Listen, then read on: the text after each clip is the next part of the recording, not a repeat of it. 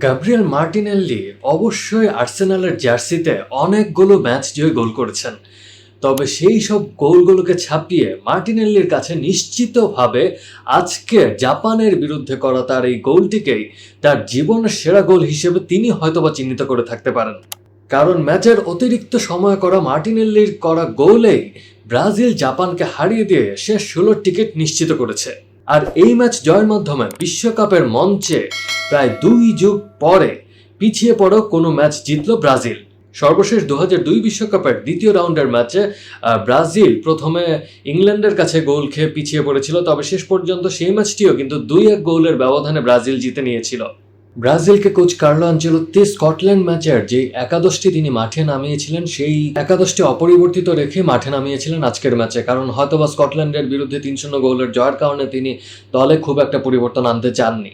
অন্যদিকে ঠিক উল্টো পথে হেঁটেছেন জাপানের কোচ হাজিমে মারিয়াসু। সুইডেনের সঙ্গে 1-1 গোলে ড্র করা সেই ম্যাচে জাপানের যেই একাদশে খেলেছিলেন সেই একাদশ থেকে 4টি পরিবর্তন নিয়ে তার দল সাজিয়েছিলেন।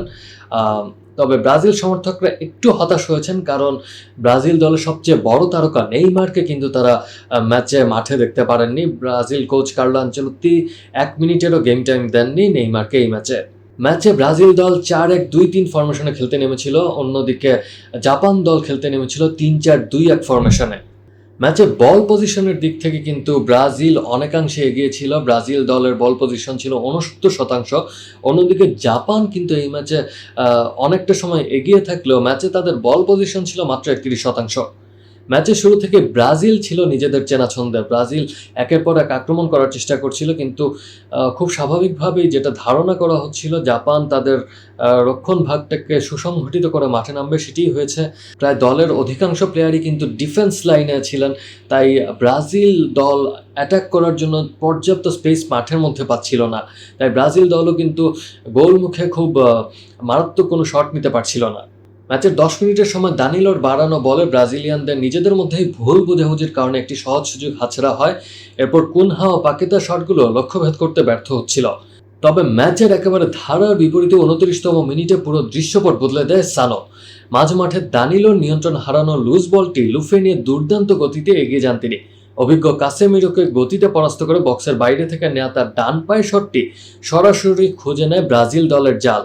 অবশ্য এই গোলে কাসেমিরো তার দায় এড়াতে পারেন না, কারণ সানোর গতির কাছে তিনি পরাস্ত হয়েছিলেন।